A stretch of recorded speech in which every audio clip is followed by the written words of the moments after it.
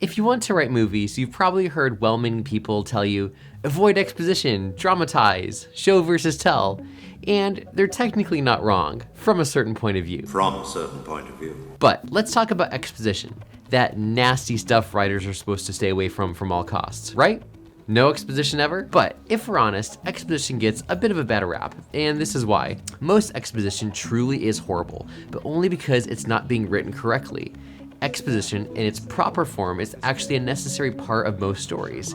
And today you're going to learn when a story needs exposition and how to execute it in a way that, well, isn't horrible. Hey filmmakers, it's Ryan. Welcome back to the Filmmaking Notebook, where we dive into just a single filmmaking element in 5 minutes or less. And today we're going to learn when you actually should be using exposition in your stories. Let's dive in. For today's lesson, I want you to think about this. When we enter into a story, it's kind of like sneaking into another world, even if that other world is simply the shenanigans one cubicle over. What are you doing? But in every story, there are parts that may require a bit of explanation. At its most basic level, exposition is the information your audience needs to know in order to understand the story. The very specific and vital details that we'd simply be lost without. Exposition is the information the movie gives us to better understand the world, the characters, the plot, history, relationships, the situation in general, and really any combination of these things. That doesn't necessarily sound like a bad thing, right? The problem though is that most exposition is what we call unearned. When we think of, quote, bad exposition, we think of having information dumped on us in an awkward way. Too much information just makes our audience bored, while too little information can lead to confusion. And when you're writing, this can feel like a near impossible balance to achieve. But there are ways to unwrap the mystery of great exposition. First though, there is this one don't do this rule I want you to promise me you'll remember forever. Characters should never say something simply for the sole benefit of the audience. Don't slam the brakes to explain to the audience what's going on. Ever. That's the rule. Are there exceptions to ever? Of course there are. This is writing, this is storytelling, it's all subjective. A great example is from the movie The Big Short, where the filmmakers chose a recurring fourth wall breaking technique to help the audience understand stupidly complicated real estate finance stuff. Collateralized debt obligation.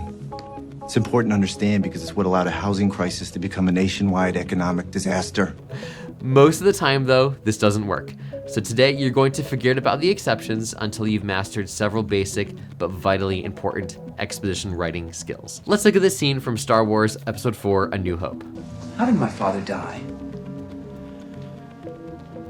A young Jedi named Darth Vader, who was a pupil of mine until he turned to evil, helped the Empire hunt down and destroy the Jedi Knights. He betrayed and murdered your father. Rule number 1, great exposition is properly motivated.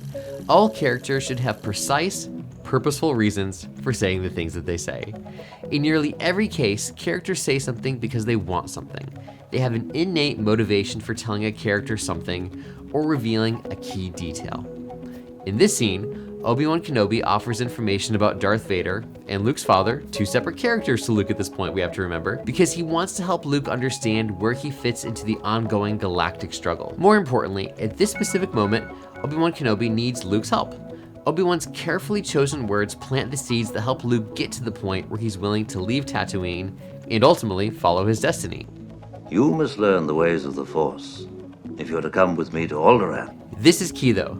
Those words, those details are for Luke's ears. This is the primary benefit of having a primary hero the audience can follow. It's natural for them, and by extension us, to receive specific information at the exact same time. When Luke needed that information is when we, the audience, also needed that information to keep us engaged with the plot.